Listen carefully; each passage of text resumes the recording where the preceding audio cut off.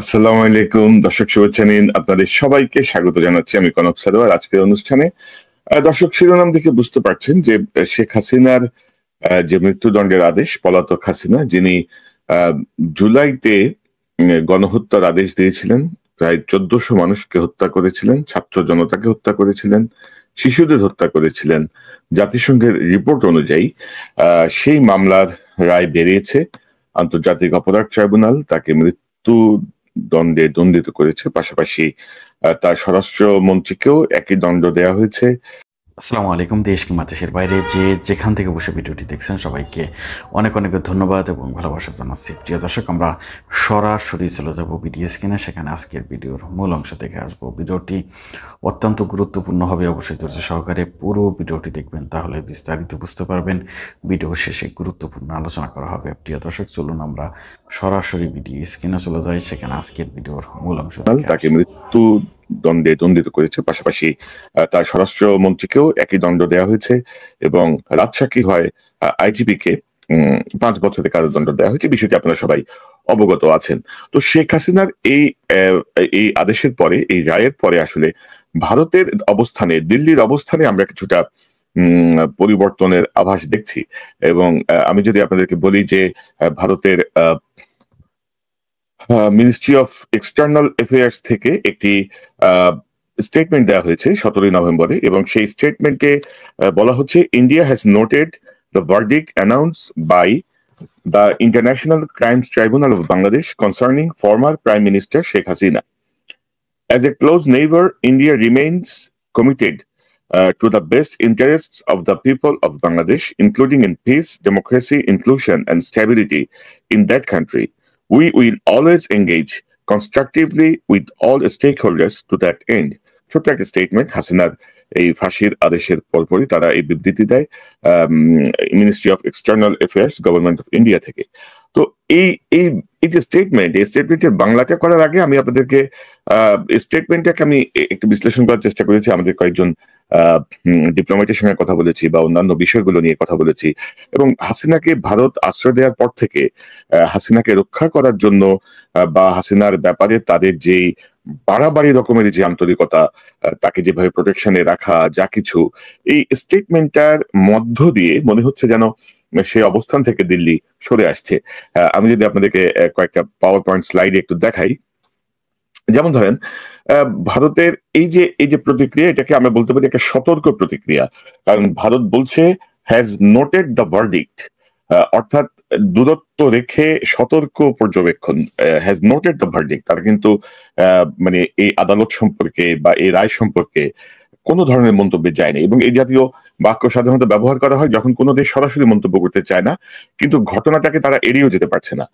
পাশাপাশি এটাকে আপনি এন্ডোর্সমেন্ট বা কন্ডেম করা একেবারে একটা মাঝামাঝি অবস্থান, এক ধরনের ডিপ্লোম্যাটিক মাঝামাঝি অবস্থান, যেটি আসলে ভারতের কাছ থেকে শেখ হাসিনা অন্তত আশা করে না। শেখ হাসিনা হয়তো, শেখ হাসিনা এবং তার অনুসারী আওয়ামী লীগের যারা আছে তারা হয়তো ভেবেছিলেন যে ভারত হয়তো তীব্র নিন্দা জানাবে, বলবে যে এটা কোনো কোর্টই নাই, কোর্টে কোনো বিচারই হয় নাই। কিন্তু সেই জায়গাটায় ভারতের এই যে সতর্ক পর্যবেক্ষণ বা একটা মাঝামাঝি অবস্থান, সেটি অ্যাকচুয়ালি আমার চোখে পড়েছে। দ্বিতীয় স্লাইডে যদি আমি যাই, দ্বিতীয় স্লাইডে ভারত বলছে former prime minister Sheikh Hasina, former prime minister Sheikh Hasina concerning, অর্থাৎ এই রায়টা concerning former prime minister Sheikh Hasina. অর্থাৎ ভারত শেখ হাসিনাকে সাবেক প্রধানমন্ত্রী হিসেবে উল্লেখ করছে, এবং এটা এক ধরনের স্বীকৃতি যে ফর্মার পিএম হিসেবে উল্লেখ করে ভারতের এখনকার অগ্রাধিকার যে বাংলাদেশ এবং হাসিনা নয়, এটি তারা ডিপ্লোম্যাটিক্যালি, কূটনৈতিক ভাবে তারা এক ধরনের বার্তা দিল। এবং তারা এখন, ভারত ধরেন এখন হাসিনা কেন্দ্রিক নীতির বদলে বাংলাদেশ গভর্নমেন্ট এবং পিপল সেন্ট্রিক পলিসিতে সরে আসছে। তার পরবর্তী যে বিবৃতির লাইনগুলো, সেখানে এটি আরো আরো বোঝা যাবে। আমি যদি 3 নম্বর স্লাইডে যাই, এখানে তারা, ভারত বলছে যে তারা best interest of the people of Bangladesh, তারা, ভারত বাংলাদেশের জনগণের পাশে কাজ করতে চাচ্ছে, এবং তারা বলছে যে তারা পিস, ডেমোক্রেসি, ইনক্লুশন, স্ট্যাবিলিটি, এই চারটিকে তারা অগ্রাধিকার দিবে। এবং এটা এক ধরনের ইঙ্গিতপূর্ণ এই চারটি শব্দ, যে চারটি শব্দ বাংলাদেশ এবং বাংলাদেশের জনগণের সঙ্গে ভারতের যে কাজ করার যে একটা ইচ্ছা সেটি বোঝা যাচ্ছে। এবং এই শব্দগুলো খুব সাবধানে বেছে নেওয়া হয়েছে। এটা একজন যারা ডিপ্লোমেট আছেন তাদের বিষয়গুলো আরো ভালোভাবে হয়তো ব্যাখ্যা করতে পারতেন, কিন্তু আমি জাস্ট একটা আউটলাইন দেওয়ার জন্য আজকের অনুষ্ঠানটা বসলাম আপনাদের সাথে। এটা এক ধরনের একটা সফট রিমাইন্ডার। বাংলাদেশের শান্তি, অন্তর্ভুক্তি, স্থিতিশীলতা যে দরকার, সেটা তারা অতীতে অনেকে বলছে যে হাসিনা সরকারের অধীনে এই বিষয়গুলো প্রশ্নের মুখে ছিল, এবং বাংলাদেশের মানুষ খুব ভুক্তভোগী। হাসিনা এই যে শান্তি, অন্তর্ভুক্তি, স্থিতিশীলতার জায়গাটায় বাংলাদেশের মানুষের উপর এক ধরনের নিপীড়ন, নিষ্পেষণ চালিয়েছে, গুম খুনের রাজত্ব চালিয়েছে। সেই জায়গাটা থেকে ভারত সরাসরি কিছু না বললেও তারা বলছে যে piece, democracy, inclusion and stability, এই পরোক্ষ বার্তার মাধ্যমে তারা বলছে যে অশান্তি, একচেটিয়া ক্ষমতা বা অগণতান্ত্রিক ব্যবস্থাকে ভারত চায় না। আমি যদি পরবর্তী স্লাইডে যাই, পরবর্তী স্লাইডে ভারত বলছে যে এঙ্গেজিং অল স্টেক হোল্ডার্স, অর্থাৎ সব পক্ষের সঙ্গে যুক্ত হওয়ার ঘোষণা। India will engage with all stake holders, আমরা সব পক্ষের সঙ্গে কাজ করব। মাল্টি ডিরেকশনাল ডিপ্লোমেসি, এটা হচ্ছে বহুমুখী কূটনৈতিক যোগাযোগ, অর্থাৎ নতুন রাজনৈতিক শক্তিগুলোকে যে ভারত গুরুত্ব দিবে, রাজনৈতিক দলের উপর, একটি রাজনৈতিক দলের উপর যে নির্ভরশীলতা ভারতের, সেখান থেকে যে ভারত বেরিয়ে আসছে, এবং এই যে ট্রানজিশন পিরিয়ড, এই ট্রানজিশন পিরিয়ডে যে সবাই এঙ্গেজ করবে ভারত, এই লাইনের মাধ্যমে এরকম একটা ইঙ্গিত আমরা পাচ্ছি। তারপরে আমরা যদি দেখি বাংলাদেশের যে নতুন যে রাজনৈতিক যে বাস্তবতা, বাংলাদেশের এই যে নতুন যে রাজনৈতিক বাস্তবতা, সেই বাস্তবতায় নিয়ে ভারতের এই যে রায় নিয়ে যে প্রশ্ন না তোলা, নতুন ক্ষমতা কাঠামো মেনে নেওয়ার যে প্রস্তুতি, এবং সব মিলিয়ে বাংলাদেশের যে নতুন যে রাজনৈতিক বাস্তবতা দিকে বাংলাদেশ এগুচ্ছে, হাসিনা মুক্ত যে রাজনৈতিক বাস্তবতা, সেই বাস্তবতায় আসলে ভারতের যে স্টেটমেন্ট, সেই স্টেটমেন্ট বলছে যে তারা এইটাতে অনেকটা মেনে নিয়েছে বলা চলে আর কি, এমন একটা অবস্থা আমরা দেখছি। পাশাপাশি ভারতের এই বিষয়গুলো আমরা আলোচনা করেছি। তো এই যে স্টেটমেন্টটা কিন্তু অনেক কিছু ইঙ্গিত বহন করছে। তো আমরা ধরেন এখনো অনেক বিষয় নিয়ে তর্ক করছি, ভারত কি করবে, ভারত কিভাবে কি করবে। এবং আমরা যদি সামগ্রিকভাবে যদি বলতে যাই যে এই যে স্টেটমেন্ট থেকে তারা মানে হাসিনাকে বাঁচাতে আসছে না, এমনটাই আমরা বলতে পারি। যে স্টেটমেন্টের যে ভাষা বা যেভাবে তারা সংক্ষিপ্ত যে প্রতিক্রিয়া দিয়েছেন, তাকে বলা চলে যে রায়ের বৈধতা নিয়ে তারা কোনো প্রতিবাদ করে নাই, এই রায় অবৈধ রায় বা এই বিচার প্রক্রিয়া সঠিক হয় নাই, এই সংক্রান্ত তারা একটি শব্দ বলে নাই। বাংলাদেশের ক্ষেত্রে আমি মনে করব যে ভারতের এই যে অবস্থান পরিবর্তন হয়তো ভারতের দাদাগিরির যদি অবসান ঘটায়, তাহলে হয়তো বাংলাদেশের সঙ্গে প্রতিবেশী হিসেবে ভারতের সম্পর্কের উন্নতি ঘটবে।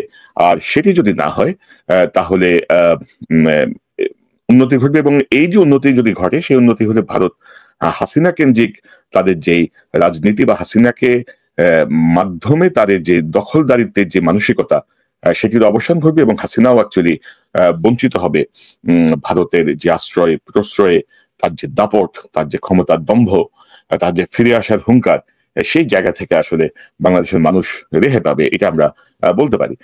পাশাপাশি আমি যদি আপনাদেরকে দেখাই যে বিশ্বের সকল গণমাধ্যম অত্যন্ত গুরুত্ব সহকারে হাসিনার এই রায় নিয়ে সংবাদ প্রকাশ করেছে, এবং অধিকাংশ গণমাধ্যমে, অর্থাৎ ভারতের কিছু গণমাধ্যম ছাড়া অধিকাংশ গণমাধ্যমে এই আদালতকে নিয়ে বা এই প্রক্রিয়া নিয়ে কোনো ধরনের কোনো প্রশ্ন উত্থাপন করা হয়নি। তো এইটিও এক ধরনের অর্জন বলা চলে। এবং জাতিসংঘ সহ কয়েকটি মানবাধিকার সংগঠন অবশ্য ফাঁসির বিষয়টি নিয়ে আপত্তি জানিয়েছে।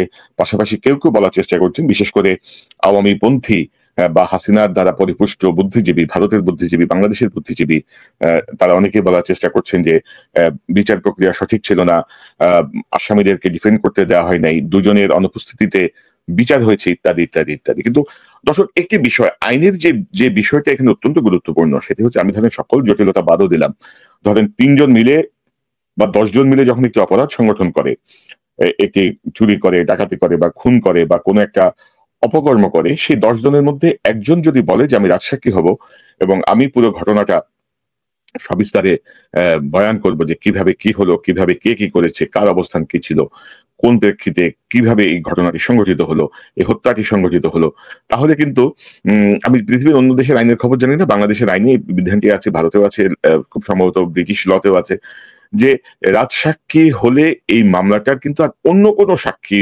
প্রমাণ, যুক্তি, তর্ক এগুলোর আর অবসান নেই। তো এই মামলায় যিনি রাজসাক্ষী তিনি পুলিশ প্রধান ছিলেন, পুলিশের আইজিপি ছিলেন।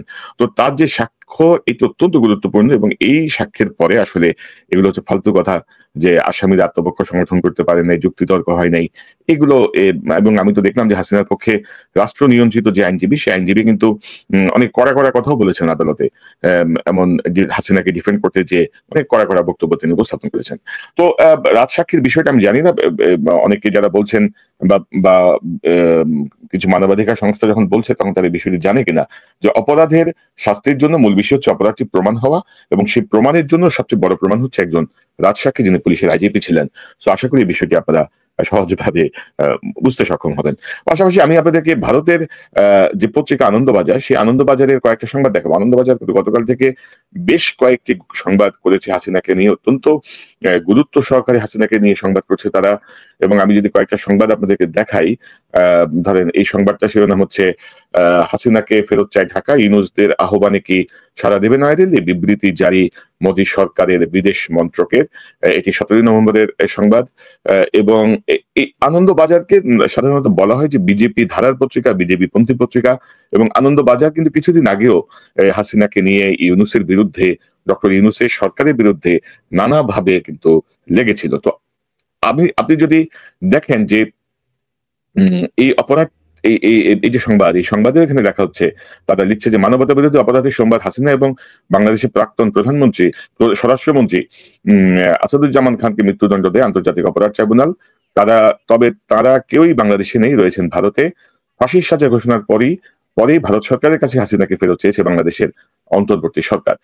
এটি হচ্ছে একটি সংবাদ। আমি যদি আরেকটি সংবাদ আপনাদেরকে দেখাই, এই সংবাদটি অত্যন্ত গুরুত্বপূর্ণ। এই সংবাদটি গুরুত্বপূর্ণ এই কারণে যে এই সংবাদে ভারত বাংলাদেশের যে প্রত্যার্পণ চুক্তি, সেই প্রত্যার্পণ চুক্তি নিয়ে আলোচনা করা হয়েছে। তারা লিখেছেন, আনন্দবাজার লিখেছেন। এবং আমি যদি সংবাদের প্রথম থেকে যাই, যে ফাঁসির সাজাপ্রাপ্ত হাসিনাকে কি বাংলাদেশের হাতে তুলে দিতেই হবে ভারতকে, কি বলছে আইন, কি কি রয়েছে দুদেশের চুক্তিতে।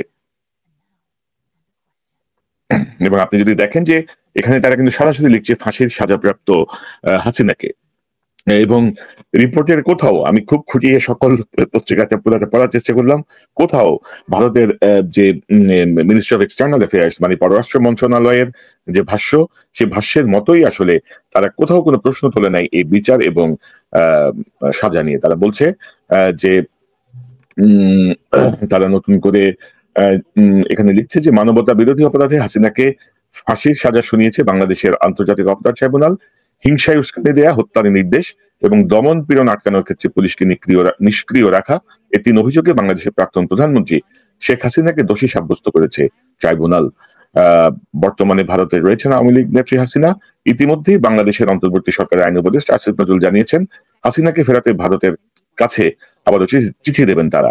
এবং আমি যদি এই সংবাদের ভেতর দিকে যাই, তাহলে আমরা দেখবো যে তারা একেবারে একটা কার্ড বানিয়ে তারা দিয়েছেন। এবং তারা এখানে বলছেন যে হাসিনাকে ফাঁসির সাজা, কি কি অভিযোগ প্রমাণিত, উস্কানিমূলক মন্তব্য প্রমাণিত, আন্দোলনকারীদের হত্যার নির্দেশ প্রমাণিত, বিক্ষোভকারী ছাত্র আবু সাইদকে হত্যার নির্দেশ প্রমাণিত, চানখাঁরপুলের 6 জনকে গুলির নির্দেশ প্রমাণিত, আশুলিয়ায় 6 জনকে পুড়িয়ে যে খুন করা হয়েছে তাতেও তিনি সেই অপরাধও প্রমাণিত।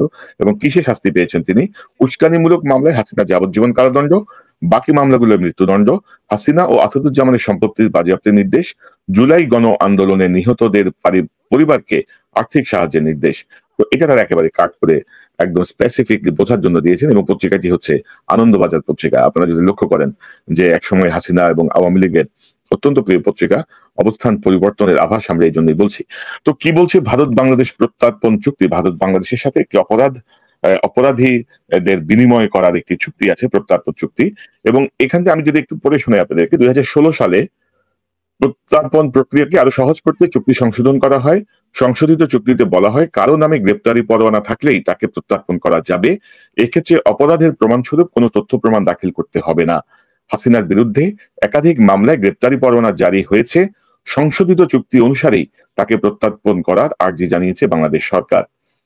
কোন কোন ক্ষেত্রে প্রত্যর্পণ হবে না? চুক্তিতে স্পষ্টভাবে বলা হয়েছে, অপরাধীর যদি রাজনৈতিক চরিত্র থাকে তাহলে প্রত্যর্পণ করা হবে না। খুন, গুম করা এবং অত্যাচার, যেগুলির মধ্যে বেশ কয়েকটিতে হাসিনা অভিযুক্ত, রাজনৈতিক অপরাধের তালিকায় রাখা হবে না বলেও চুক্তিতে বলা হয়েছে। অর্থাৎ খুন, গুম এবং অত্যাচার এগুলো রাজনৈতিক অপরাধের তালিকায় রাখা হবে না বলে চুক্তিতে আছে। চুক্তির সবচেয়ে গুরুত্বপূর্ণ দিক হলো, সেখানে স্পষ্টভাবে বলা হয়েছে, বিচারের নেপথ্যে যদি সৎ কোনো উদ্দেশ্য না থাকে তাহলে ভারত বা বাংলাদেশ সংশ্লিষ্ট ব্যক্তিকে প্রত্যর্পণ করবে না। হাসিনাকে প্রত্যর্পণ না করার জন্য এই যুক্তিগুলো খাড়া করতে পারে ভারত। হাসিনা নিজেও বারবার তার বিরুদ্ধে রাজনৈতিক প্রতিহিংসামূলক আচরণ করা হচ্ছে বলে অভিযোগ তুলে বিচারের নামে প্রহসনেরও অভিযোগ তুলেছেন। এটা তারা হাসিনাকে কোট করছে। এখন হাসিনার বিরুদ্ধে যে অভিযোগ বা হাসিনার বিরুদ্ধে যে বিচার, সেই বিচারের একটা মূল ভিত্তি হচ্ছে জাতিসংঘের যেই তদন্ত রিপোর্ট, এই জুলাই গণহত্যাকে নিয়ে জাতিসংঘের যে রিপোর্ট, সেই রিপোর্ট আসলে ওয়ার্ল্ড ওয়াইড, মানে পৃথিবী জুড়ে সমাদৃত এবং সবাই এটা মেনে নিয়েছে, এবং সেটি হচ্ছে মূল ভিত্তি। হাসিনা এখন বলছে তাকে হেগে যে আন্তর্জাতিক আদালত আছে সেখানে পাঠানো হোক, সেখানে পাঠানো আরো ভালো। আন্তর্জাতিক আদালতে গেলে এই জাতিসংঘের রিপোর্ট, এবং জাতিসংঘ কিন্তু বলেছে এই রিপোর্ট প্রণয়নের সময়, প্রকাশের সময়, যে তাদের কাছে সকল ধরনের তথ্য, সাক্ষ্য, প্রমাণ এগুলো ফরেন্সিক করা আছে, ছবির ফরেন্সিক করা আছে, অডিও ভিডিও ফরেন্সিক করা আছে, এবং সব মিলিয়ে তারা যদি প্রয়োজন হয় তারা সেই সাক্ষ্য প্রমাণ সরবরাহ করবেন। তো আমরা চাই প্রয়োজনে আন্তর্জাতিক আদালতেও এই মামলাটি অবশ্যই যেতে পারে, কারণ কোনোভাবেই এই মামলা টিকবে না। তো এখন ধরেন যে প্রত্যর্পণের জায়গাটা নিয়ে যে কথাগুলো বলা হচ্ছে, সেখানে হচ্ছে যে স্পষ্টভাবে বলা হয়েছে যে বিচারের নেপথ্যে যদি কোনো সৎ উদ্দেশ্য না থাকে, তো এই বিচারের পিছনে তো কোনো অসৎ উদ্দেশ্য কারো নাই। একটি গণহত্যাকারী একজন প্রধানমন্ত্রী, যার প্রধানমন্ত্রিত্ব আসলে অবৈধ প্রধানমন্ত্রী, গায়ে জোরে নির্বাচন ছাড়াই যিনি ক্ষমতায় বসেছিলেন, তিনি ক্ষমতাকে নিষ্কণ্টক করার জন্য অসৎ উদ্দেশ্যে যেভাবে গুম খুন করেছেন, গুম খুনের বিচার তো এখনো হয় নাই, যেভাবে আন্দোলনকে তিনি যেভাবে দমন করেছেন, সেটি তো রাজনৈতিক কোনো অসৎ উদ্দেশ্য নয়, এবং তার এই বিচারটা অত্যন্ত সৎ উদ্দেশ্যে করা হয়েছে, এবং আমি মনে করি যে ভারত এই বিষয়টি বিবেচনা করবে। তো আমরা অনুষ্ঠানের শেষ দিকে আমি একটা রিপোর্ট দেখাতে চাই। এই রিপোর্টটি করেছে প্রথম আলোয় ছাপা হয়েছে, যে আল জাজিরা বিশ্লেষণ, ভারত কেন শেখ হাসিনাকে বাংলাদেশে ফেরত দিতে চাইবে না, এই জাতীয় একটি রিপোর্ট তারা আল জাজিরা করেছে, যেটি অনুবাদ করেছে প্রথম আলো। এবং সেখানে আমরা যেটা দেখছি যে তারা বেশ কিছু মন্তব্য নিয়েছেন, এবং এই মন্তব্যের জায়গাগুলো একটু আপনাদেরকে দেখানোর জন্য, যেমন ভারতের সাবেক হাই কমিশনার, ঢাকায় ভারতের সাবেক হাই কমিশনার পিনাক রঞ্জন চক্রবর্তী প্রশ্ন করে নয়াদিল্লি কিভাবে তাকে মৃত্যুর মুখে ঠেলে দিতে পারে, তিনি এটি প্রশ্ন রেখেছেন। পাশাপাশি আমি যদি আরো দু একটা শেখ মুজিবের মেয়েকে এইসব প্রসঙ্গ এনে একজন বলছেন যে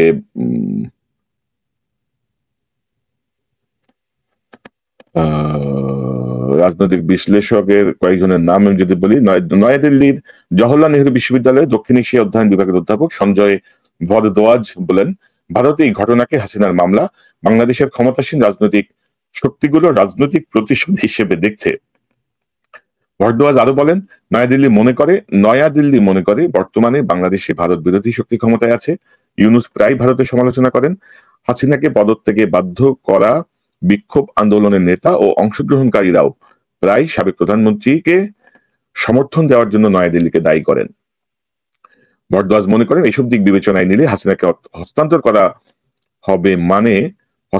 করার মানে হবে ভারত বিরোধী শক্তিকে বৈধতা দেয়া। তারপরে ধরেন আরেকজনের একটা মন্তব্য আছে, তিনি হচ্ছেন গিয়ে অত্যন্ত পরিচিত ভারতের জিন্দাল গ্লোবাল ইউনিভার্সিটি দক্ষিণ এশিয়া বিষয়ক বিশেষজ্ঞ অধ্যাপক শ্রী রাধা দত্ত বলেন, হাসিনা বিষয়ে ভারত জটিলতার মধ্যে পড়েছে, কিন্তু বাংলাদেশে তার প্রতি জনগণের ক্ষোভকে তারা উপেক্ষা করতে পারে না। তিনি আরো বলেন, স্বাভাবিকভাবে নয়াদিল্লি চাইবে ভবিষ্যতে কোনো না কোনো ভাবে আওয়ামী লীগ আবার ক্ষমতায় ফিরুক। তিনি ভারতের জন্য সবসময় সর্বোত্তম পছন্দ, কিন্তু বাস্তবতা হলো ভারতকে মানতে হবে বাংলাদেশে হাসিনাকে আর কখনো সুযোগ দেওয়ার সম্ভাবনা নেই বললেই চলে। এর পরিবর্তে ভারতের উচিত ঢাকার অন্য রাজনৈতিক শক্তির সঙ্গে সম্পর্ক গড়ে তোলা। শ্রী রাধা দত্ত বলেন, বর্তমানে বাংলাদেশের দ্বিপক্ষীয় সম্পর্ক অত্যন্ত নাজুক অবস্থা রয়েছে, আমাদের দ্বিপক্ষীয় সম্পর্ক অত্যন্ত নাজুক অবস্থা রয়েছে, কিন্তু আমাদের অবশ্যই এই নির্দিষ্ট এজেন্ডা হাসিনা প্রত্যার্পণ ছেড়ে এগিয়ে যেতে হবে। শ্রী রাধা দত্ত বাংলাদেশের অনেকের কাছে পরিচিত, বাংলাদেশ দক্ষিণ এশিয়া বিষয়ক বিশেষজ্ঞ হিসেবে, এবং তিনিও মনে করছেন যে হাসিনার আসলে আর ফিরে আসার কোনো সম্ভাবনা নাই। কিন্তু তারপরেও তিনি ভারত যেন হাসিনাকে প্রত্যার্পণ না করে, সেই যেহেতু হাসিনা ভারতের কি বলবো মানে মুখ্যমন্ত্রীর মতো ভারতকে সার্ভিস দিয়েছে, সেই জায়গাটা মাথায় রাখার কথা তিনি বলছেন। তো সব মিলিয়ে যে পরিস্থিতি, সেই পরিস্থিতিতে আসলে মানে মনে হচ্ছে যেন ভারতের দিল্লির যে অবস্থান তাতে একটা পরিবর্তন আসছে, এবং ভারত যদি প্রত্যার্পণ নাও করে, ভারত সম্ভবত হাসিনাকে খুব বেশি দিন আর ভারতে রাখতে চাইবে না। বিভিন্ন সূত্রে আমি যে তথ্যগুলো পাচ্ছি সেখান থেকে ভারত ইতিমধ্যে বিভিন্ন জায়গায় যোগাযোগ করছে তাকে অন্য কোনো তৃতীয় কোনো দেশে পাঠানো যায় কিনা, কারণ ভারতের সাথে বাংলাদেশের যে অপরাধী বিনিময় যেই চুক্তি রয়েছে, প্রত্যার্পণ চুক্তি রয়েছে, সেই চুক্তির আলোকেই হাসিনাকে ফেরত পাঠাতেই হবে ভারতকে।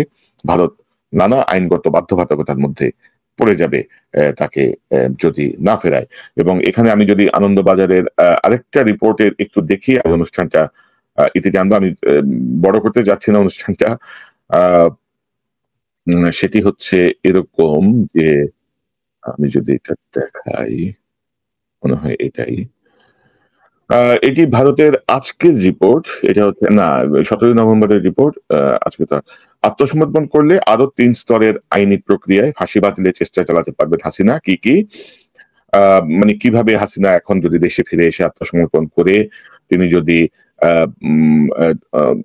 মানে আন্তর্জাতিক অপরাধ ট্রাইব্যুনাল আইন 1973 অনুসারে ট্রাইব্যুনালের রায়ের বিরুদ্ধে যে কোনো দণ্ডপ্রাপ্ত ব্যক্তি সুপ্রিম কোর্টের আপিল বিভাগে আপিল করতে পারেন, এবং তিনি রাষ্ট্রপতির কাছে ক্ষমা প্রার্থনা করতে পারেন। অর্থাৎ যে স্তরগুলো এখনো আছে সেই স্তরগুলো নিয়ে আনন্দবাজার বলছে যে আত্মসমর্পণ করলে হাসিনা কিভাবে ফাঁসি বাতিলের চেষ্টা করতে পারে।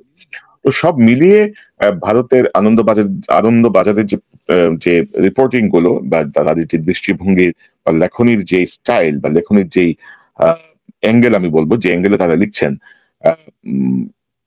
সেই ভাষ্য এবং ভারতের পররাষ্ট্র মন্ত্রণালয়ের যে ভাষ্য, এই দুটি ভাষ্য মিলিয়ে আমরা আশাবাদী হতে পারি যে হয়তো বাংলাদেশের মানুষের মধ্যে ভারতের বিপক্ষে হাসিনার একচেটিয়া আধিপত্য যে ক্ষোভে সৃষ্টি করেছিল এবং ভারতকে যেভাবে একটা দানবে পরিণত করেছিল বাংলাদেশকে শোষণ করার জন্য, এমন একটা অবস্থা যে মানে হাসিনা যদি আর কিছুদিন থাকতো বাংলাদেশ হতে ভারতের একটা অঙ্গরাজ্যই হয়ে যেত, এমনটাই বিশ্বাস করেন বাংলাদেশের অধিকাংশ মানুষ। সেই জায়গাটা থেকে আমার মনে হচ্ছে এই বিবৃতি এবং রিপোর্টিং সবকিছু মিলিয়ে ভারত হয়তো বেরিয়ে আসবে, তাদের দাদাগিরি বন্ধ হবে, প্রতিবেশী সুলভ একটা বন্ধুত্বপূর্ণ সম্পর্ক আমাদের সঙ্গে গড়ে উঠবে। বাট সেজন্য অবশ্যই বাংলাদেশের গুম খুনের জন্য, বাংলাদেশের গণহত্যার জন্য ফাঁসির সাজাপ্রাপ্ত হাসিনাকে বাংলাদেশে প্রত্যার্পণ করতে হবে, আসাদুজ্জামান কামালকে প্রত্যার্পণ করতে হবে, এবং বিভিন্ন মামলায় যারা ইতিমধ্যে আসামি, যাদের বিরুদ্ধে গ্রেপ্তারি পরোয়ানা হয়েছে, যাদের মামলা চলছে, বাংলাদেশের অপরাধীদেরকে ভারতের মাটিতে আশ্রয় দিয়ে বাংলাদেশের সঙ্গে সুসম্পর্ক আসলে প্রতিষ্ঠা করা যাবে না। আর তার চেয়েও সবচেয়ে আমি যদি আপনাদেরকে দেখাই, তার চেয়েও সবচেয়ে বড় যে মর্মান্তিক যে বিষয়, সেটি হচ্ছে যে শেখ হাসিনা, আপনারা যদি দেখেন যে গত কিছুদিনে প্রায় 15 মাসে আপনারা শেখ হাসিনার কাছ থেকে কোনো ধরনের দুঃখ প্রকাশ, কোনো ধরনের সরি আপনারা কিন্তু পাবেন না। শেখ হাসিনা তার মতো করেই ধরো মারো কাটো, এই করো সেই করো, এইসব কথা তিনি বলে গেছেন, বলে যাচ্ছেন এবং কন্টিনিউ সেটি বলে যাচ্ছেন। এবং তার যে টেলিফোন যে কথোপকথন গুলো, তার যে টেলিফোনে যে নেতাকর্মীদের উদ্দেশ্যে যে বক্তব্যগুলো, সেখানে তিনি বলছেন কিভাবে কাকে ফাঁসি দিয়েছেন, কিভাবে তিনি মেরেছেন, এদের একটারও ছাড়বেন না, সবগুলা তিনি ফাঁসিতে ঝুলাবেন, কার বাড়ি জ্বালাচ্ছে তার বাড়ি জ্বালিয়ে দাও, তোমাদের হাত নাই, তোমাদের পা নাই, তোমরা। অর্থাৎ ধরেন এখনো বাংলাদেশের মধ্যে একটা ইনসাইটমেন্ট ক্রিয়েট করে, একটা অস্থিরতা সৃষ্টি করার জন্য এই হাসিনার যে প্রচেষ্টা। হাসিনার ছেলে সজীব ওয়াজেদ জয় কদিন আগে কিন্তু অ্যাসোসিয়েটেড প্রেসের কাছে একটা সাক্ষাৎকারে কিন্তু স্বীকার করেছে যে জুলাই আন্দোলনে তারা কিভাবে দমন পীড়ন চালিয়েছে, সেই জায়গাটা কিন্তু সজীব ওয়াজেদ জয় কিন্তু স্বীকার করে গেছে। এবং আমি এটি রেখেছিলাম, আমি খোঁজার চেষ্টা করছি যে এটা কোথায় আছে। আসলে এত ডকুমেন্ট, এত কিছু জমা হয়ে যায় যে সেগুলো দেখাটা খুব টাফ। একসঙ্গে বসতে গেলে একটু সমস্যা পড়ে যেত। তো যাই হোক, পাওয়া গেছে। আমি যদি আপনাদেরকে একটু দেখাই তাহলে একটু ক্লিয়ার হবে যে আমি যা বলছি তার সাথে আপনাদেরকে আমি যদি একটু মিলাতে পারি। যেমন ধরেন, এটি চ্যানেল আই অনলাইনের একটা রিপোর্ট। জুলাইতে আন্দোলনকারীদের নিষ্ঠুরভাবে দমন পীড়ন, হাসিনা সরকারের ভুল ছিল, সজীব ওয়াজেদ জয়। জুলাই আন্দোলনকারীদের উপর নিষ্ঠুরভাবে দমন পীড়ন হাসিনা সরকারের ভুল ছিল বলে স্বীকার করলেন সজীব ওয়াজেদ জয়। তিনি এপির সাক্ষাৎকারে এ ভুল স্বীকার করেন। Associated press. সাবেক প্রধানমন্ত্রী শেখ হাসিনার ছেলে Sajeeb Wazed Joy associated press APK দেওয়া সাক্ষাৎকারে বলেন, নির্বাচনে অন্তর্ভুক্তিমূলক, অবাধ ও সুষ্ঠু না হলে বাংলাদেশের রাজনৈতিক অস্থিরতা কাটবে না। তো তার সবচেয়ে বড় কথা হচ্ছে যে নিষ্ঠুরভাবে দমন পীড়ন হাসিনা সরকারের ভুল ছিল। এই কথাটি অত্যন্ত গুরুত্বপূর্ণ। আশা করি যারা এখনো হাসিনাকে ফেরেশতা ভাবছেন তার ছেলেই কিন্তু এই বিষয়টি স্বীকার করে গেছে, নিষ্ঠুরভাবে দমন পীড়নের বিষয়টি। আর নিষ্ঠুরভাবে দমন পীড়নের মধ্য দিয়ে যে 1400 মানুষকে হত্যা করা হয়েছে, যে কয়েকশো মানুষকে পঙ্গু করা হয়েছে, যে কয়েকশো মানুষকে অন্ধ করা হয়েছে, তার শাস্তি নিশ্চয়ই হাসিনাকে পেতেই হবে। তার অন্যান্য তার যে সহযোগী তাদেরকেও পেতে হবে। এবং আমি তো বলবো এই মানবতা বিরোধী মামলায় ওবায়দুল কাদের সহ আরো বেশ কয়েকজনকে অন্তর্ভুক্ত করা প্রয়োজন ছিল। মামলার রায়ের যে বিবরণ আমি শুনছিলাম তাতে মনে হচ্ছিল যেন অনায়াসেই এদেরকে এই মামলা অন্তর্ভুক্ত করা যেতে পারতো, তাহলে আসামির সংখ্যা আরো বাড়তো, শাস্তিপ্রাপ্ত মানুষের সংখ্যা আরো বাড়তো। আমি জানি না কি কারণে কি করা হয়নি। তো দর্শক, আমি অনুষ্ঠান শেষ করব।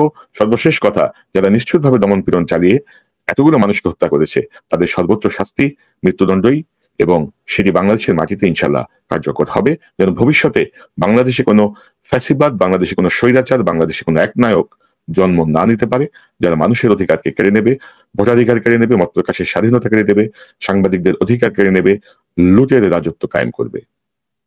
সেই দৃষ্টান্ত স্থাপনের জন্য আমাদেরকে এ পথেই এগোতে হবে। এবং আমরা আশা করি ভারত তার সর্বশেষ স্টেটমেন্টের মতো বাংলাদেশের জনগণের পাশে এসে দাঁড়াবেন, বাংলাদেশের জনগণের সঙ্গে বন্ধুত্ব গড়ে তুলতে তাদের সর্বোচ্চ প্রচেষ্টা চালাবেন, এবং অতীতের তারা হাসিনার পক্ষে যে কাজগুলো করেছেন তার জন্য তারা দুঃখ প্রকাশ করবেন। আসসালামু আলাইকুম ladies and gentlemen, নিশ্চয়ই ভালো আছেন সবাই। Welcome to this live. সবচেয়ে আজকের গুরুত্বপূর্ণ এই পাওয়ার অ্যান্ড পলিটিক্সের অংশে আজকে প্রথমেই লাইভ শুরু করি সরকারকে অভিনন্দন জানিয়ে, যে বাংলাদেশের অর্থনৈতিক প্রবৃদ্ধির জন্য বা ডিসিপ্লিনের জন্য একটি যুগান্তকারী সিদ্ধান্ত নিয়েছেন আজকের ইন্টারিম গভর্নমেন্ট। সেটা হচ্ছে যে চট্টগ্রাম বন্দরকে ডেনমার্কের প্রতিষ্ঠানকে, অর্থাৎ এই টার্মিনাল রক্ষণাবেক্ষণের জন্য আপনার 30 বছরের জন্য দেওয়া হয়েছে। এটা একটি গুরুত্বপূর্ণ সিদ্ধান্ত, কেননা আমরা এই জিনিসগুলোর জন্য we been advocating for it for a long time ladies and gentleman. আমরা কেন মনে করি যে বিদেশে বিশেষ করে পৃথিবীর প্রত্যেকটা দেশের, আপনি জানেন যে বন্দর বা যেটাকে আমরা বলি যে যোগাযোগ ব্যবস্থা, রাইট, এই যোগাযোগ ব্যবস্থাটা একটা দেশের অর্থনীতির অন্যতম চালিকা শক্তি। তার মধ্যে port is one of the best one or the main one. এখন বাংলাদেশের বন্দরগুলো আপনি যদি দেখেন এবং এয়ারপোর্টগুলা, চুর, বাটপার, প্রতারক, লুটপাটকারী, অযোগ্য, অপদার্থ সিন্ডিকেট দিয়ে বাংলাদেশের বন্দর এবং বাংলাদেশের এয়ারপোর্টসগুলাকে মানে অতীতে বিগত 54 বছরের পরে আমরা দেখতেছি যে তারা কুকৃত করে রেখেছেন। পৃথিবীতে এমন নজিরবিহীন ঘটনা আপনি কোথাও পাবেন না বাংলাদেশ ছাড়া। যে দেশের একটা দেশের মূল মানে অর্থনীতির চালিকা শক্তি যেগুলা, সেই ব্যবস্থাগুলা অদক্ষ, অপদার্থ এবং করাপ্টেড মানুষ দিয়ে, চুর বাটপার দিয়ে আপনার দ্বারা কন্ট্রোল বা আপনার এই আপনার যারা পরিচালিত হচ্ছে। অনেক দিন থেকে আমরা, আপনারা জানেন যে এয়ারপোর্টের ব্যবস্থাপনার জন্য বিদেশি কোম্পানিকে দেওয়া, এবং বাংলাদেশ বিমানের লোক যারা, সেগুলোতে যেন বিমান পরিচালনায় যারা নিযুক্ত তারা যেন বিদেশি লোক দ্বারা বাংলাদেশ বিমানকে পরিচালনার দাবি জানিয়ে আসছিলাম আমরা, যেহেতু এটা দুর্নীতিগ্রস্ত একটা প্রতিষ্ঠানে পরিণত হয়েছে। এবং বাংলাদেশের এই দুর্বৃত্তায়িত রাজনৈতিক ব্যবস্থায় যে কয়েকটা প্রতিষ্ঠান সবচেয়ে বেশি দুর্নীতির শিকার, তার মধ্যে বা আপনার লুটপাট হয়, তার মধ্যে একটা হলো আপনার রেল, এয়ারপোর্ট, তারপরে হচ্ছে আপনার আমাদের যেটাকে আমরা বাস টার্মিনালগুলা বা যোগাযোগ ব্যবস্থা, হাইওয়েজগুলা।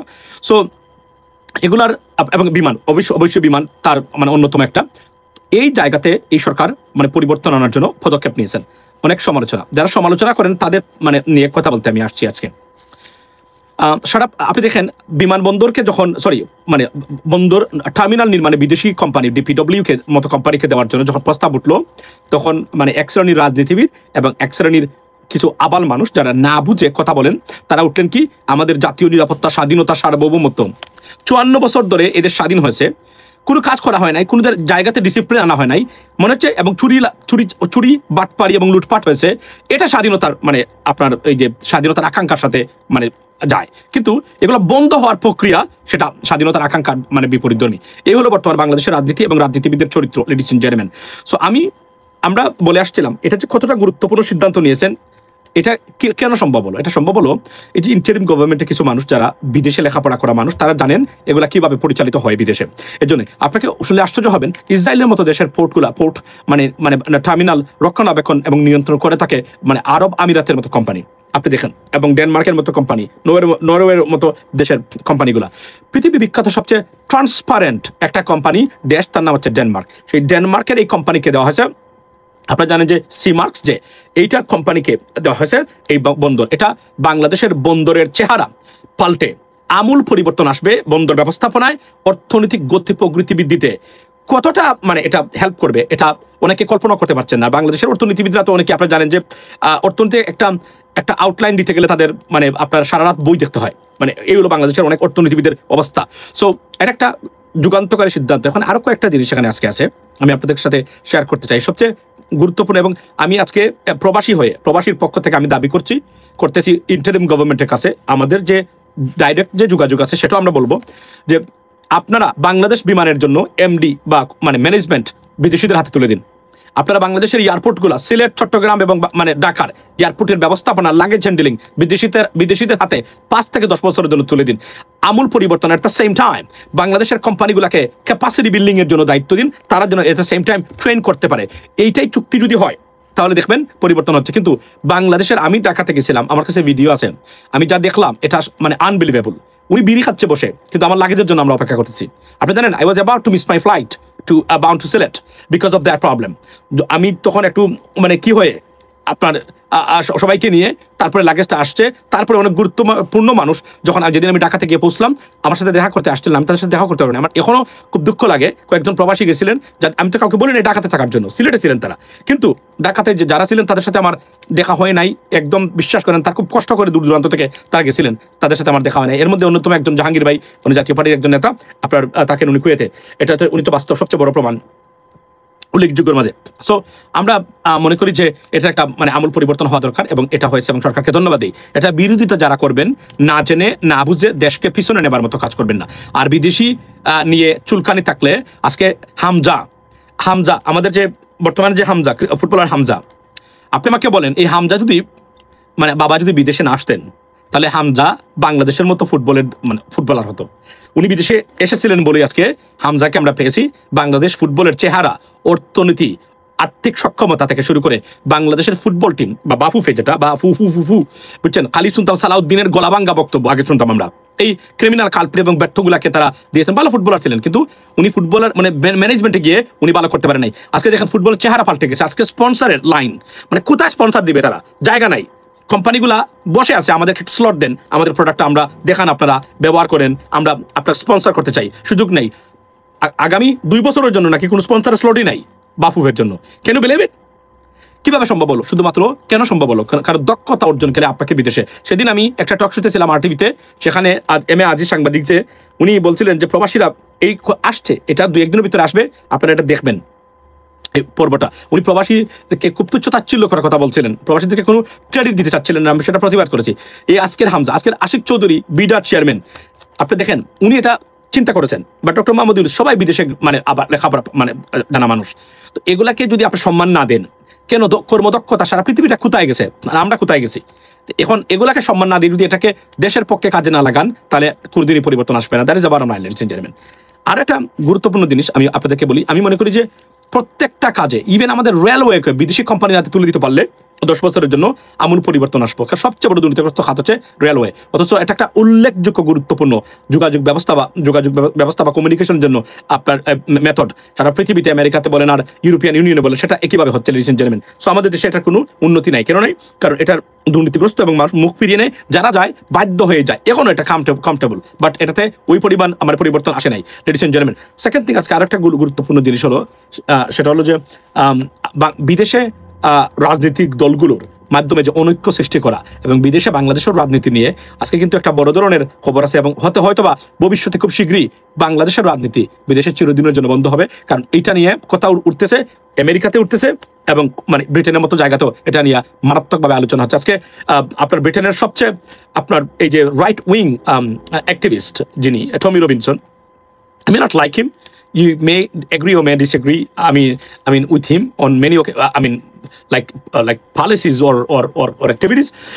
But one thing today he said, and it is being supported. At least I support it.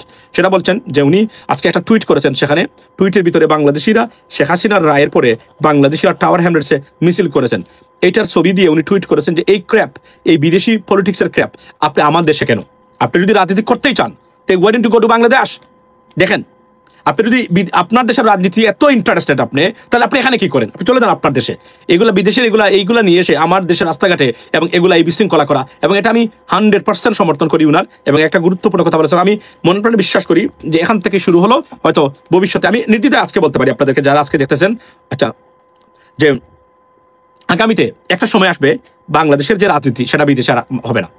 Almost এটা মানে অলরেডি এদেশের মানুষ এবং বাংলাদেশিরা যথেষ্ট পরিমাণ অ্যাংরি, এবং তারা মনে করেন যে এই বাংলাদেশের পলিটিক্যাল যেই ক্র্যাপ, এই পয়জন বিদেশে নিয়ে এসে আমাদের কমিউনিটির ভিতরে বিভক্তি সৃষ্টি করা হচ্ছে।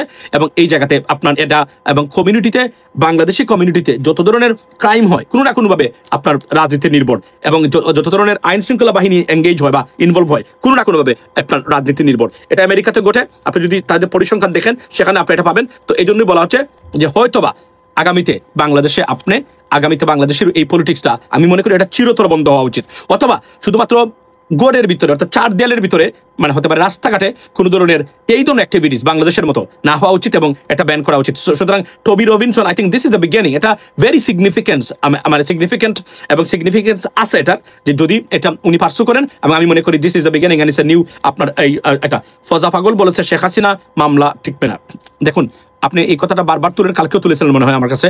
ফজা পাগলাকে আমি গতকালকেও বলেছি, এই লোকটাকে আমি রাজনীতিবিদ মনে করি না।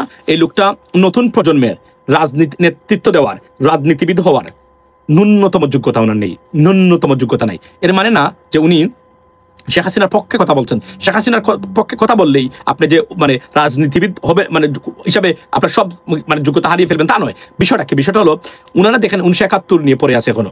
আপনি 1971 মুক্তিযুদ্ধ করেছেন, কি করেছেন, আমি থ্যাংক ইউ দেই আপনাকে, মুক্তিযুদ্ধ করেছেন। কিন্তু মুক্তিযুদ্ধ করে সন্তান জন্ম দিয়ে সেই সন্তানকে কি আপনি গলা টিপে হত্যা করতে পারেন? আপনি আমাকে উত্তর দেন। এই রাজনীতিবিদরা আমাদের সাথে বসলে তো মানে এদের কাপড় চোপড় আমি খুলে দেবো। আপনি আমাকে বলেন, আপনি সন্তান জন্ম দিয়েছেন, এই সন্তান জন্ম দেওয়ার পরে আপনি কি তাকে প্রতিদিন পিটাইতে পারবেন? বলেন, তাকে টর্চার করতে পারবেন? তাকে না খাইয়ে রাখতে পারবেন? তো তখন কি কেউ যদি বলে, আইন যদি বলে যে মানে আপনি কেন করলেন, আপনি বলতে পারবেন যেটা আমি তাকে জন্ম দিয়েছি, করতে পারবেন?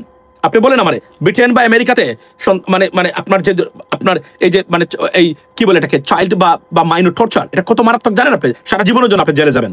আপনি আমাকে বলেন, এই উত্তরটা থেকে জিজ্ঞেস করবেন যে আপনি সন্তান প্রতি বলে আমরা মুক্তিযুদ্ধ করেছি, সো হোয়াট? মুক্তিযুদ্ধ করে একটা জাতি কি হয়েছে, আপনার প্রতিষ্ঠা হয়েছে। এই জাতিকে ধ্বংস করার দায়িত্ব তো আপনাকে মুক্তিযুদ্ধের মানে করেছেন বলে আপনাকে কেউ দেওয়া হয় নাই। সন্তান জন্ম দেওয়ার পরে মা বাবা যেভাবে তাকে স্টার্ভ রাখতে পারে না, এট দ্য সেম টাইম তাকে যেভাবে গলা টিপে হত্যা করতে পারে না, কেউ বলতে পারে না যে আমি তাকে জন্ম দিয়েছি, আমার যা ইচ্ছা তাই করবো, তার কোনো অধিকার নেই, টাচ করার অধিকার নেই।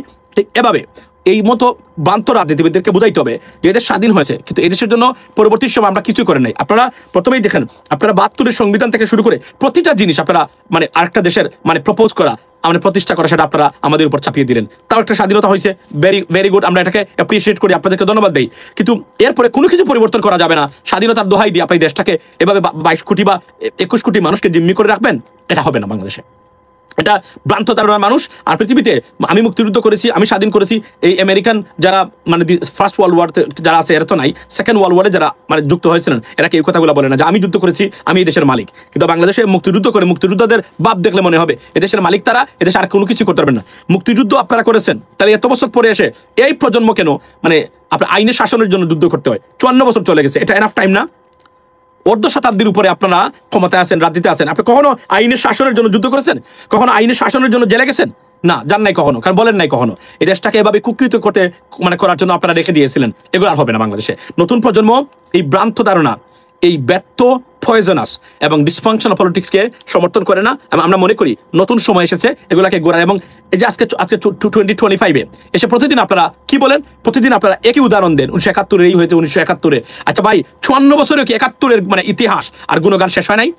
আপনি বলেন মুক্তিযুদ্ধটাকে এতটা মানে বিকৃত করে উপস্থাপন করেছেন এবং এতটা বিতৃষ্ণার কারণ আপনারা সৃষ্টি করেছেন একটা দেশের স্বাধীনতা যুদ্ধকে নিয়ে, গর্বের জায়গা। এটা আপনারা ডিসকাস্টিং, আপনারা যেটা অবদান দিয়েছিলেন তা কেড়ে নিয়েছেন শুধুমাত্র এটাকে ডিফেস করার জন্য এবং এটাকে নিয়ে ব্যবসা। এই মুক্তিযুদ্ধের মানে যে দল যারা আপনারা মুক্তিযুদ্ধ মানে এই দোহাই দিয়ে 14 বংশের জন্য আপনারা লুটপাট করলেন, দেশটাকে কুকৃত করে রাখলেন, এই যে 21 কোটি মানুষকে জিম্মি করে রাখলেন, একটা প্রতিষ্ঠান দাঁড় করালেন না। এই প্রশ্নগুলো যদি মুক্তিযুদ্ধকে করি, এটা কি মুক্তিযুদ্ধের চেতনা? যে বিচার চাইলে বিচার পাওয়া যাবে না, বিচার ব্যবস্থাকে ধ্বংস করে দিয়ে একদম প্রধান বিচারপতিকে লাথি মেরে বের করে দিতে হবে, এটা কি মুক্তিযুদ্ধের চেতনা? এগুলো যদি আমরা জিজ্ঞেস করি, এটা তো উত্তর দিতে পারবে না। এজন্য এরা আমাদের সাথে কখনোই কোনো টক শোতে কথা বলে পার পেয়ে যেতে পারবে না। আমরা এদেরকে প্রস্তাব করিয়ে দিব, এটা চ্যালেঞ্জ করে বলতে পারি। যত বড় মুক্তিযুদ্ধই আপনি হন না কেন, চ্যালেঞ্জ করে বললাম আসেন আমাদের সাথে, এই যুক্তিগুলো আমরা দেখাই। আপনারা তো সারাদিন মুক্তিযুদ্ধ নিয়ে কথা বলেন। আচ্ছা, তো এখন এই গেল একটা। সেকেন্ড থিং হলো যে ধরেন আজকে এই সজীব ওয়াজেদ জয় ইন্টারভিউ দিয়েছেন, সেখানে স্কাই নিউজের সাথে। সেই ইন্টারভিউতে উনি বলছেন যে এটা প্রিমেডিটেটেড প্রি প্ল্যান অ্যান্ড আপনার বিচার ব্যবস্থা। ওকে, বিচার আমি দুঃখ লাগে আমার, অনেকে দেখলাম আমাদের সোশ্যাল মিডিয়াতে না বুঝে বিচার ব্যবস্থার সমালোচনা করেন। হায় হায়, এদেশের কিভাবে পরিবর্তন আসবে? যারা এরা এখন সুশীল অথচ এরা জানে না মানে কথাটা বলতে। এই জন্য তো আমরা আমাদের সামনে পড়লে আমরা তাদেরকে জিজ্ঞেস করতাম, মানে তখন তো উত্তর দিতে পারতো না। এটা তো উত্তর দিতে পারবে না, এদের এই সক্ষমতা নাই। যতই তারা মানে বাগাড়ম্ব করুক না কেন সোশ্যাল মিডিয়াতে, বাংলাদেশের মেইন স্ট্রিমে, আমরা যখন তাদের সাথে বসবো উত্তর দিয়ে যেতে পারবে না, একটা লজিক্যাল উত্তর দিয়ে বুঝাইতে পারবে না, কোনো সুযোগই নাই। আপনি আমাকে বলেন তা মানে এই বিচার ব্যবস্থা নিয়ে কথা উঠছে, রাইট? আচ্ছা, এই বিচার ব্যবস্থার ভুলটা কোন জায়গাতে? উনি কি হত্যা করে নাই? 1400 মানুষকে উনি হত্যা করে নাই? কারা করিয়েছে? মানে কেউ করে নাই। শেখ হাসিনা দায় নাই, পুলিশের দায়। পৃথিবীতে কি এভাবে আইন হয়, এভাবে বিচার হয়? আমরা বলেন আপনি পৃথিবীতে এর আগে যত প্রেসিডেন্ট, রাষ্ট্রপ্রধান জেলে গেছে মানুষ হত্যার জন্য রাষ্ট্রীয়ভাবে, একজন প্রেসিডেন্টকে দেখাইতে পারবেন যারা মানে জেলে গেছে সে নিজে হত্যা করেছে, সে নিজে মানুষকে খুন করেছে? Show me one single evidence, ladies and gentleman. আপনি মানে বলেন পৃথিবীতে মানবতা বিরোধী অপরাধের থেকে শুরু করে যাদের বিচার হয়েছে এখন পর্যন্ত একজনকে দেখাইতে পারবেন যে তারা নিজেরা কোনো ব্যক্তিকে হত্যা করেছে? তাহলে রাষ্ট্রপ্রধানের জেলে যায় কেন? দুর্নীতি আর এই যে দুইটা জিনিস, মানবতা বিরোধী অপরাধ, যারা গেছে একজন মানুষ কি কখনো কোনো জনগণকে নিজাতে মানে হত্যা করেছে? তাহলে জেলে গেল কেন? এই প্রশ্নের উত্তরটা তো দিতে হবে, তাই তো? না দিতে এটা নিয়ে কথা বলা যাবে না, লেডিস এন্ড জেন্টলম্যান। এগুলো নিয়ে সারাদিন এগুলো পড়ে থাকবে। এবং আমি দুঃখ লাগে, একটু আগে দেখলাম নাগরিক টিভিতে আমাদের টিটু ভাইরা তারাও আলোচনা করতেছেন বিচারে হয়েছে না বুঝে, কমপ্লিটলি ইমোশনাল হয়ে কথাবার্তা বলছেন। I have no idea. মানে আমি সরি যে মানে ওনাদেরকে এই মানুষগুলোকে আমরা দেখি। সবচেয়ে বড় জিনিস হলো আপনি বলবেন যে অতি দ্রুত হয়েছে, তো বিচার কত বছর মানে থাকতে হবে? এই যে 2400 মানুষকে উনি হত্যা করলেন, জাতিসংঘ বলছে 1400 মানুষকে, ওয়েল ডকুমেন্টেড। এটার বিচার হবে না? এইটার বিচার কেউ করতে পারবে না। আপনি সুশীল হয়ে বলবেন এই বিচার এই হয়েছে, দ্রুত গতিতে হয়েছে, pre plan. What is this? আপনি মানুষ হত্যা করবেন, দেশকে লুটপাট করবেন, বিচার হলে বলবেন পলিটিক্যালি মোটিভেটেড। এইটা 54 বছর স্বাধীনতার পরে আর কত, ladies and gentleman? How long we should tolerate that? We are sick of it. মানে আপনারা দুর্নীতি করবেন, লুটপাট করবেন, ধ্বংস করবেন, গণতন্ত্রহীনতা করবেন, ভোট চুরি করবেন, দললেই বলবেন পলিটিক্যালি মোটিভেটেড। তবে একটা গুরুত্বপূর্ণ জিনিস আজকে সংঘটিত হয়েছে, যারা আছেন এদেরকে বলে রাখি, সাবস্ক্রাইব করতে বলবেন না, নোটিফিকেশন দিয়ে রাখতে বলবেন না, এটা আমার অনুরোধ। একটা গুরুত্বপূর্ণ জিনিস কিন্তু হয়ে গেছে। সজীব ওয়াজেদ জয় ওই জায়গাতে ইন্টারভিউতে স্বীকার করেছেন যে লিথাল ওয়েপন্স ইউজ করা হয়েছে। দেখুন, লিথাল ওয়েপন্স ইউজ করা হয়েছে, এটা বলছেন সজীব ওয়াজেদ জয়। আমার কাছে ইন্টারভিউটা আছে, আমি কালকে বাজাবো আপনাদেরকে। উনি বলছেন যে এটা ইউজ করা হয়েছে এটাতে। এর প্রশ্ন হলো কিন্তু ওনার মা ইউজ করেন নাই। স্বীকার করেছেন ইউজ করা হয়েছে, কিন্তু মা ইউজ করেন নাই। তারা বলছে প্রথমে ইউজ করা হয় নাই। দেখেন, প্রথমে বলছে যে ইউজ করা হয় না, কিন্তু সজীব ওয়াজেদ জয় আজকে প্রথম উনি স্বীকার করলেন মানে আপনার এই আপনার যে uprising, July uprising a little weapons use করা হয়েছে, অর্থাৎ এটা হচ্ছে সবচেয়ে বড় একটা রেফারেন্স লেডিস এন্ড রাজনীতি করা হোক। অ্যাবসলুটলি হাসিনাকে আবার বাংলাদেশের প্রধানমন্ত্রী বানাবো আমরা, এটা বানাতে পারবেন না কখনো। কারণ আজকে খবরে দেখলাম আওয়ামী লীগ নতুন নেতৃত্ব হচ্ছে। আজকে আপনার সাবেক স্পিকার শিরিন শারমিন, তারপরে আপনার সোহেল তাজ, সম্ভবত সাবের হোসেন চৌধুরী, আইবি রহমান, এদেরকে অতকে এই তিনজনকে 2জন মহিলা এবং সাবের হোসেন চৌধুরী, এই 3জনকে আওয়ামী লীগের নতুন নেতৃত্বে আসার আহ্বান, এবং এটা নিয়ে আজকে দেখলাম একটু আগে, এবং এটাই হওয়া উচিত ছিল অনেক আগে। এই জন্য আমি বলছিলাম আওয়ামী লীগকে নিষিদ্ধ না করে আওয়ামী লীগকে রিকনসিলিয়েশনের কোনো পথ বের করা যায় কিনা, বের করে তাদেরকে বাংলাদেশে এদের টোটালি বাদ দিয়ে, শেখ হাসিনা যতই উনি বলেন না কেন, উনি জানেন তার ক্যারিয়ার ইজ ওভার, উনি জানেন যে এটা। এবং এইটাতে আপনাকে একটা সত্য কথা বলি, আজকে যারা এখানে আছেন আপনারা কি জানেন, যারা সারা পৃথিবীর মানুষ এইটাতে মানে একমত যে মানুষ হত্যা করেছেন শেখ হাসিনা। বিচারিক প্রক্রিয়াটা দ্রুত হলো কি স্লো হলো এটা নিয়ে কথা বলছে অনেকে, তাইলে এইটা কিন্তু মূল জায়গা। এবং আপনি আরো একটা গুরুত্বপূর্ণ জিনিস জানেন কিনা আপনারা, আজকে এটা আসলে এই ক্লিপটা নিয়ে লাইভটা করা উচিত ছিল। সবচেয়ে গুরুত্বপূর্ণ জিনিস লেডিস এন্ড জেন্টলম্যান, আজকে শুনলে খুশি হবেন। স্কাই নিউজে আজকে বলছে, আপনি দেখেন গতকালকে আমি যেটা নিয়ে কথা বলছিলাম, এটা আজকে স্কাই নিউজ কথা বলেছে কি সেটা বলছে যে UN হিউম্যান রাইটস কাউন্সিল বলছে it is an important justice of verdict for the people of Bangladesh or the victims. এই কথাটা মানে ওটা প্রশংসা করেছে, এবং এটাকে ভুল উদ্ধৃতি দিয়ে অনেক মানুষ, আমি জানি না আপনারা যদি ইংরেজি জ্ঞান না থাকে কেন এটাকে ট্রান্সলেট করতে যান। আমি প্রথম বলেছি যে this is they are praising it, right? This is আমি যদি বলি যে এটা একটা মানে এটা তারা রেকটিফাই দিস, তারা বলছে এটা, এবং এটা হচ্ছে ও মানে UNHRC এটাকে বলছে ও এটা তারা বিরুদ্ধে, কোথায় বিরুদ্ধচারণ করলো? ইংরেজি যদি না জানেন ইংরেজি ট্রান্সলেট করেন গুগল ট্রান্সলেটর থেকে, কিন্তু মিথ্যা তথ্য দেন কেন আপনারা? তারা প্রশংসা করেছে, আমাদেরকে এগুলো শেখাইতে হবে, মানে মিডিয়ার ভাষা আর ওই যে বিভিন্ন অর্গানাইজেশনাল স্টেটমেন্টের ইংরেজি ল্যাঙ্গুয়েজের মানে ভাষাকে আমাদেরকে শেখাইতে হবে, অন্য জায়গাতে শেখাবেন, আমাদেরকে শেখাবেন না। আমি যেগুলো বলেছিলাম স্কাই নিউজ সেটাই বলেছে। আমি আপনাদেরকে আগামীকালকে যদি আপনাদের সময় থাকে, ladies and gentleman, please be with me, make sure you watch my live tomorrow. ক্লিপটা বাজাবো এবং শোনাবো। তার বলছে, এবং সজীবাদের এই স্কাই নিউজটা ইন্টারভিউটা হচ্ছে সবচেয়ে গুরুত্বপূর্ণ। উনি বলেছেন, প্রশংসা করেছে, ইনফ্যাক্ট তার প্রশংসা করেছে, তারা ডেথ পেনাল্টি অপোজ করেছে, they opposed death penalty. Why? Because they never supported death penalty anywhere in this planet, ladies and gentlemen. So they were exactly they did it. So এটা নিয়ে মিথ্যাচার করা হচ্ছে। এবং ওই যে একটা বার আছে মাসুদ কামাল, প্রতিদিন এসে বলে শেখ হাসিনা এই করেছেন, শেখ হাসিনা এই করেছেন, বলে কি এটা একটা গুরুত্বপূর্ণ, এটা যদি খেয়াল করবেন মাসুদ কামালকে নিয়ে, যারা মাসুদ কামালকে দেখেন আপনাদের কাছে গুরুত্বপূর্ণ একটা জিনিস বলেন। দেখেন গতকালকে কি বলেছে শুনেন, বলছে এত বড় একটা ঘটনা করছে, এটা তো সবাই স্বীকৃত জানে, কিন্তু বিচারটা হয়েছে এটা তো, কিন্তু এইটা দেখবেন এটা কি বলছে হিউম্যান রাইটস কাউন্সিল, কি বলেছে হিউম্যান রাইটস কাউন্সিল, কি বলেছে এই গর্দব কি বলেছে হিউম্যান রাইটস কাউন্সিল কি বলেছে? তোমার ইংরেজি মানে এলিমেন্টারি লেভেলের ইংরেজি আমরা জানি না সেটা, তোমার যে খালেদ ভাই মহিউদ্দিন ভাইয়ের তুমি যে বন্ধু, এই ক্ষেত্রে আমরা জানি না সেটা, বেয়াদব খোদাগার। সবকিছুতে আপনি দেখেন কি মানে ইন্টেনশনালি এবং নাইসলি ম্যানিপুলেট করে। ও মানে বলেছে কি জানেন না, খুন হয়েছে, কিন্তু যিনি মানে যে শাস্তিটা তাকে দেওয়া হয়েছে, এটা যে প্রক্রিয়া দেওয়া হয়েছে, আমি এটা বিরোধিতা করি। এর মানে কি জানেন, ইনফ্যাক্ট সে হাসিনার পক্ষের লোক, শেখ হাসিনাকে এখানে সে রেপ্রেজেন্ট করে। একে বুঝবেন, এরা কিন্তু দূর্ত মাথার মানে খুব মারাত্মক দূর্ত ধরনের বাটপার কিন্তু সাংবাদিক জগতের। মনে রাখবেন, এরা জীবনে সুশাসন, স্বৈরাচার শব্দ উল্লেখ করতে পারে নাই বিগত সরকার পতনের 1 সপ্তাহ আগেও, কখনো না। এদের মুখ দিয়ে এটা বের হয় নাই। এখন এটা সুশীল, সব জায়গায় যায়, কেন নেয় তারা আমরা জানি না, কিন্তু তারা যায়। চাইতে যেহেতু সাংবাদিক নাম দিয়ে দিছে, সে যায় গিয়ে আলোচনা করে, কি যে আলোচনা করে আর পর্যন্ত আমি সেটাই বুঝলাম না। গোলাবাঙ্গা সুরে ওই একই বক্তব্য সে বারবার দেয়, এবং এখানে সত্যিকার অর্থে কোনো এলিমেন্টস, ফ্যাক্টস বা ফ্যাকচুয়াল বা গুরুত্বপূর্ণ কোনো কিছু আছে কিনা, I have a doubt about that, ladies and gentleman. Honestly speaking, I mean বিশ্বাস করেন, I'm so it's like a shame for our nation that these people are journalists, and we think they're the number one journalists in Bangladesh. It's a shame for our country. You know what I mean? They're not journalists, even though they cannot be a servant of journalists. To be honest, the way they portray everything on social media, they're against. We believe in democracy, rule of law. Even a victim or a murderer should go through the due diligence process of the judicial system. But we have to understand that বাংলাদেশে এবং তারপরে তাজুল ইসলামকে নিয়ে কথাবার্তা বললো, তারপরে দেখলাম বিচারিক প্রক্রিয়ায় মানে বিচার যাই করতে পারেন করবেন, কিন্তু মনে রাখবেন বিচার যেটা হয়ে গেছে ইটস ওভার। শেখ হাসিনা পৃথিবীর কোনো দেশে আর রাজনীতিবিদ হিসাবে গণ্য হবেন না, উনি একজন মার্ডারার হিসাবে হবেন।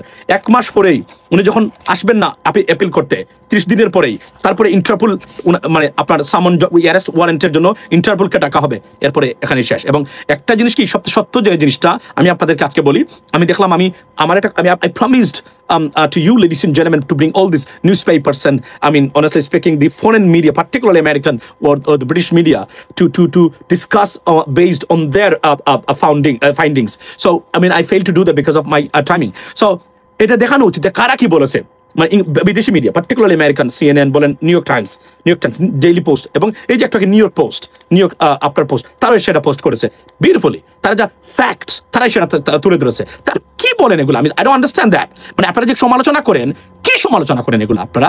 মানে সমালোচনা করলে, এবং দেখেন কি সুকৌশলে বলে, একটা লোক এত মানুষকে হত্যা করলো, এত মানুষকে মানে আপনার ইনফোর্স ডিসঅ্যাপিয়ারেন্স করে রাখলো, আপনার লুটপাট করলো, মানে যে looted the entire treasury, ladies and gentleman, সেই লোককে আপনারা এসে তাকে প্রেজ করেন, বলেন কি বিচারিক প্রক্রিয়া। আচ্ছা, কি বিচারিক প্রক্রিয়া? মানে এখানে অসম্পূর্ণ থাকে। উনি যে বলছে যে উনি মানুষ হত্যার সাথে সরাসরি উনি মানে নির্দেশ দিয়েছেন, মানুষ হত্যাকাণ্ড হয়েছে, এটা কি মিথ্যা? মিথ্যা কিনা আমরা বলেন? তাহলে এটা যুক্তি দেখান, কিসের যুক্তি দেখান আপনারা?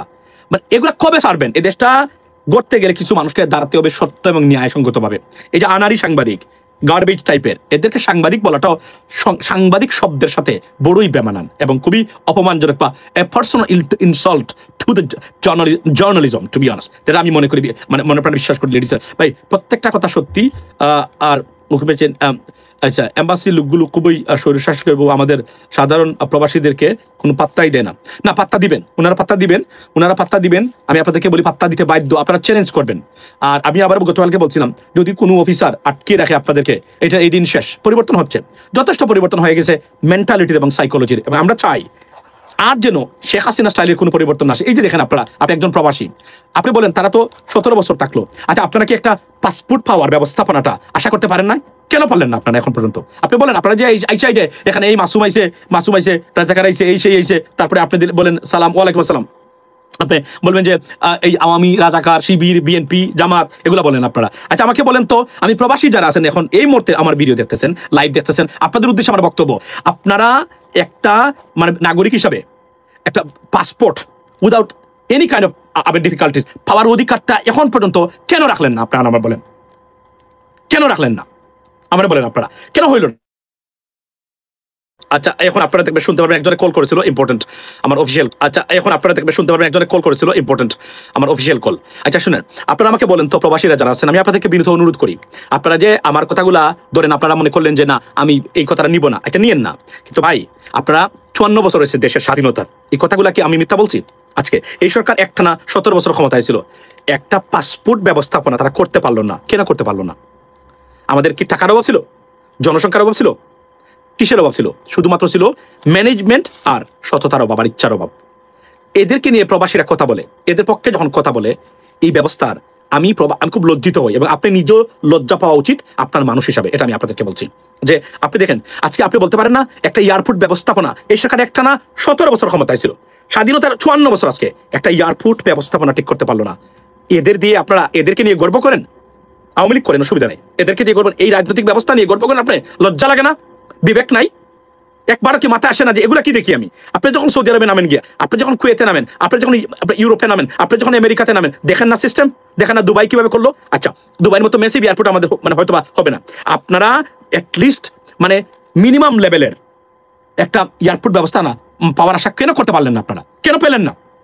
মানে কেন পেলেন না জানেন? যারা করবে এদের ইচ্ছা নাই, আর এরা ম্যানেজমেন্ট রাজনীতিবিদদের জাত না, শুধুমাত্র কয়েকটা ছাগল রাজনীতির নামে বিভিন্নভাবে ক্ষমতা যেতে চায়, গিয়ে দেশটাকে কুক্ষিত করে লুটপাট করে। যে ব্যবস্থাপনা আপনি দেখেন মানে চলছে এখনো, একটা মাংকি, গতকালকে বলছি, ভালো বংশের একটা কুত্তা যদি আপনি রাষ্ট্র ক্ষমতা দিয়ে দিতেন, তার চেয়ে ভালো উন্নতি হতো। ইট ইস পসিবল 100%। মনে রাখবেন, প্রাতিষ্ঠানিক দু একটা প্রতিষ্ঠান বা বিল্ডিং তৈরি হলেই উন্নতি হয় না, উন্নতি ও সিস্টেমের উন্নতি। আমি বারবার প্রতিদিন আপনাদের সামনে এই কথাটা তুলে ধরি। মামদানি কিভাবে নিউ ইয়র্কের মেয়র হলো? Why? Because of the system, not because he is an extraordinary man, because of the best system, democratic system on this planet existing in the United States. That's why. It's not because, you know what I mean, Mamdani, he's a superior guy. No. এটা মামদানি তার ভারতে মানে he cannot be a mayor even in India. No way. That's how it is. He can in a city like New York. This is an unprecedented news or unprecedented moment, not for Mamdani, for the democratic process and people who believes in democracy. That's what it is, ladies and gentlemen. So এটা গেল একটা জিনিস। আপনি বলছেন আপনার মতে বাংলাদেশের প্রধানমন্ত্রী কে হলে ভালো হয়? আমি সবসময় বলি, আমার 5টা প্রতিষ্ঠানের রিফর্মস যারা করতে পারবেন আমি তাদেরকে ভোটের পক্ষে। Number 1, judiciary. You got to separate judiciary from executive power, and you have to promise in your manifesto before even election that you would do that within 90 days of the election. After election 90 days এর ভিতরে you'll complete this entire process. Second thing, election commission হবে American style or British style, পৃথিবীতে সবচেয়ে যেন যে কেউ চাইলেও এটাকে ম্যানিপুলেট করতে পারবে না। আপনার পুলিশ কমিশন, জুডিশিয়াল কমিশন এবং আপনার এন্টি কারাপশন ব্যুরো হবে সবচেয়ে মানে ইন্ডিপেন্ডেন্ট, এবং এটার চাকরি এত সহজে খাইতে পারবে না। এই প্রপোজগুলো আসছিল জুলাই সনদে এবং গণভোটে, এগুলোই আমরা বাস্তবায়ন চাই। এর বাহিরে কেউ যদি বলে আমি ব্রিজ করব আর আমি কালভার্ট করব আর আমার স্কুলের বিল্ডিং বানিয়ে দেবে ফর এক্সাম্পল, আর বলবে কি আমি ট্রেন সার্ভিস চালু করব, বাস সার্ভিস, বাস স্ট্যান্ড চালু করব, that should not be the reason why you should vote for someone else. আমি আপনাদেরকে বলছি, কেউ যদি বলে আপনার এরিয়াতে ওই যে হামুকুনা আর বেতাফুর আর আপনার আশকান্দি থেকে নবীগঞ্জ, এটা আমার এলাকার কথা বলছি, আপনার ওই যে হাওড়ের মধ্য দিয়ে রাস্তা যাবে, সেই রাস্তা ঠিক করে দেবো, আমাকে এমপি বানিয়ে দেন, this guy should not be your MP because this is not even his job, proper job. His job is whether when I go to police do I have to pay extra money to get our service, when I go to SLN do I have to pay extra to get my service that I deserve, right, or I have the right. When I go to UNO or TNO whatever, আমি কি আমার TNO কি আমার কথা শুনে কি service দেয় accordingly? এটাই যদি কেউ নিশ্চিত করতে পারে, আমার ইউনিয়ন পরিষদের যিনি মেম্বার হবেন, চেয়ারম্যান হবেন, উনি যে পরিমাণ আপনার জিনিস আসবে, অর্থাৎ কাজের বিনিময়ে খাদ্য কর্মসূচি আসবে, এইটা কি এমপি তদারকি করতেছে কিনা TNO, যে এখানে আপনার এই 1 কোটি টাকার কাজ 10 লাখ টাকা দিয়ে করে আপনার 90 লক্ষ টাকা মেরে দেয়, এই ব্যবস্থার বন্ধ করবে কিনা আপনাকে এটা বুঝতে হবে আপনাকে। এবং আমার TNOতে ধরুন কি ভাতা আসছে, বয়স্ক ভাতা আসছে, এটা কি স্বজন প্রীতির মাধ্যমে বয়স্ক ভাতা প্রদান করা হয় কিনা, নাকি আমাকে ভোট দিছে আব্দুল করিমের বাপ, তার বাবাকে আমাকে দিতে হবে, এভাবে নির্ধারিত হয় কিনা, নাকি অ্যাকর্ডিং টু দ্য সিরিয়াল এভাবে হয়? এই সুশাসন যদি নিশ্চিত করতে পারেন এই ব্যক্তিকে ভোট দিবেন। আর যদি মনে হয় আমার দলীয় লোক, আমার ইউনিয়ন পরিষদ সভাপতি লিস্ট দিছে, আমি তাকেই দিবে, কারণ এটা তার বাপের টাকা না, আপনার এমপি, এটা হচ্ছে রাষ্ট্রীয় মানি, এটা according to the citizen, doesn't matter he Awami League, doesn't matter he BNP, doesn't matter he Hindu, doesn't matter he Muslim, doesn't matter he Christian, doesn't matter he Buddhist, it doesn't depend on that, it depends serial accordingly. That's why follow the rules of business. If this is possible, vote for someone else. এর বাহিরে গিয়ে যদি vote দেন আপনার কপালে খারাপই আছে। যে লোক বলে আমি রাস্তাঘাট করে দেবো, ভোট দিবেন, মনে রাখবেন রাস্তাঘাট ইভেন তো তার কাজ না, এটা LGD গভর্নমেন্ট করবে। তারা যদি এমপি ঠিক থাকলে ওই LGDর ওই ইউনিয়নের থানার LGD অফিস যেটা আছে স্থানীয়, কাজ করতে বাধ্য। That's how the development will take place. এর বাহিরে ব্যতিক্রমে যদি মনে করেন আপনি আপনার এই কি বলে এটাকে, এই আপনি ডেভেলপমেন্ট করে দিবেন এবং কোনো ব্যক্তি করে দিবেন, এটা হচ্ছে মান্দাত্তার আমলের বুয়া এবং পুরাতন system. Ladies and gentleman, that's what it is. Apart from that বলে রাখি, গতকালকে একজন বলেছেন, আমার লাইভে এটা উল্লেখ করি যেহেতু আমাকে প্রশ্ন করেছেন, গতকালকে আন্তর্জাতিক মানের মাদকাসক্ত অন রেগুলার বেসিস যার আরেকটা কাজ হলো হস্তমৈথুন করা, যেটাকে আমি এটা শুদ্ধ ভাষায় বললাম, আপনার আপনার যেটা এই লোক ফ্রান্সে গতকালকে তাকে দাবরানি দেওয়ার চেষ্টা করা হয়েছে, পুলিশ টুলিশ রাখছে, যদিও এটা তার লাভ, কারণ তার অ্যাসাইলামটা গ্রান্ট হবে এখন, এটা ঠিক আছে, যেহেতু বুঝাবে, এটাই তো তারা খুঁজছে। কিন্তু আমরা এগুলো সমর্থন করি না, বিদেশে এগুলা আমরা মনে করি এটা একটা বাজে কাজ আমাদের প্রবাসীদের ভিতরে, কিন্তু এই লোকগুলাই কিন্তু এই সন্ত্রাসটা ছড়িয়ে দিয়ে দিয়েছে বিদেশে, এই লোকগুলা। এবং তারা যতই হম্বিতম্বি করুক না কেন, আমি মনে করি যে এত সহজে আর কখনোই ফিরতে পারবে না। এই যে গতকালকে রায় হয়েছে না, সরকার সব চক্র শুল্কে উল্টে দিয়ে রায় বুঝিয়ে দিয়েছে, no one is above the law, and Sheikh Hasina, you murdered our people and you have to take the responsibility, therefore you got to be punished, and that's why the sentence has been awarded. Now এখন তারা বলছে এইটা সেটা কাজ হবে না, কারণ সারা পৃথিবী জেনে গেছে, বললাম না, সারা পৃথিবীতে গতকালকে আমি দেখেছি এটা নিয়ে হেডলাইন হয়েছে, শেখ হাসিনার একজন এক্সিস্টিং প্রধানমন্ত্রী, যার 1.5 বছর আগে প্রধানমন্ত্রী ছিল, তাকে ফাঁসিতে অর্থাৎ তার ডেথ সেন্টেন্স হয়েছে। তো ইন্টারন্যাশনাল অর্গানাইজেশন যারা আছে, they do not support it. Why they not support it? Because তারা মনে করে it is not their rules, right? So এই জন্য কিন্তু তার শাস্তি তারা যাবজ্জীবন চেয়েছিল, আমাদের দেশের আইনে এটা মৃত্যুদণ্ড। That's what it is. এটা যতই আপনি চেষ্টা করেন না কেন, এটা কোনো কাজ হবে না। এবং একটা মাথায় রাখবেন, European Union, America, Canada, Japan, South Korea, আমি যদি বলি any middle eastern countries, no one oppose this judgment. Only যারা প্রতিষ্ঠানগুলো আছে, অ্যামনেস্টি ইন্টারন্যাশনাল, UN, HRC, তারা বলছে কি যে আমরা ডেথ পেনাল্টির অপোজে বসবাস করি, আমরা চাই না ডেথ, মৃত্যুদণ্ড, এটা আমরা মানি না, বা এটা আমরা কখনোই সাপোর্ট করি না। That's what it is. এর বাহিরে আর কোনো কিছুই নাই। সুতরাং আপনার সাপোর্ট নাই তো কোথাও। আপনি কিভাবে পারবেন? আপনি তো এটা তো চোখের সামনে এগুলো ঘটেছে, এখান থেকে ফেরার কোনো সম্ভাবনা সুযোগ নাই তো আপনাদের। 32 নম্বরে তারা গেছিলেন গতকাল ভাঙতে। আমি আবার বলি, আমি 32 নম্বর ভাঙ্গার বিরোধিতা করি, এখনো করি। এটা ঐতিহাসিক স্থান, আগে করেছি, আপনারা নিশ্চয়ই জানেন। কিছু মানুষ ইমোশনাল আছেন, শুধুমাত্র শেখ হাসিনার এই যে মানে ওনার যে বক্তব্য, এর কারণেই মানুষ এই কাজগুলো করতে চায়। আমি এটার কোনো সমর্থন করি না, আগেও করি নাই, এখনো করতেছি না। আমি মনে করি এটা একটা historical place or infrastructure. It should be protected. It does have some negative sentiments maybe related to that, but still it is a historical structure. It should not be destroyed or demolished. It should be stay intact, ladies and gentlemen. So আমি এটাই আমার বক্তব্য ছিল এই জায়গাতে। আচ্ছা, রাষ্ট্র পরিচালনার কোনো দায়িত্ব দেওয়া সঠিক হবে না। আমি আপনাদেরকে বলি, ধরেন আওয়ামী লীগ এখন ক্ষমতায় আসতে চায়। আচ্ছা, বাংলাদেশের মানুষ, আপনারা যারা 600 মানুষ এই মুহূর্তে লাইনে আছেন, আমি আপনাদেরকে একটা জিনিস বলি, মনোযোগ দিয়ে শুনবেন। ভারত সবকিছু দিয়ে শেখ হাসিনাকে সাহায্য করে। উনি যদি ক্ষমতায় কালকে আসে, উনি কাকে রিপ্রেজেন্ট করবে? বাংলাদেশকে না ভারতকে? ভারতকে। ভারত যা চাইবে তাই ওনাকে দিতে হবে। মনে রাখবেন, সবচেয়ে ডেঞ্জার কি জানেন? শেখ হাসিনা আবার ক্ষমতায় আসা না, এটা মাথায় রাখবেন। সবচেয়ে ডেঞ্জার হলো উনি ভারতের একজন এজেন্ট হিসাবে আসবেন, যেটা আমাদের দেশের জন্য কোনো অবস্থাতেই, আপনার সন্তানের জন্য, আপনার যে পরিবার জন্য আছে, ভবিষ্যৎ বাংলাদেশের জন্য সুখকর নয়, ভয়ঙ্কর। তারা কখনোই আমাদেরকে রিপ্রেজেন্ট করবে না, কারণ তারা আমাদেরকে they don't like us. That's a problem. Otherwise, you know what I mean? এটা হচ্ছে বাস্তবতা। আপনারা বুঝেন না, সবচেয়ে ডেঞ্জার যেটা হচ্ছে, প্রধানমন্ত্রী শেখ হাসিনা যদি আজকে যদি ভারত না হয়, উনার ভারত থাকতো না, উনার সাথে অন্যভাবে কেউ সাপোর্ট করতো বিভিন্নভাবে, আমি বিশ্বাস করি না, আমি বলতাম যে করুক।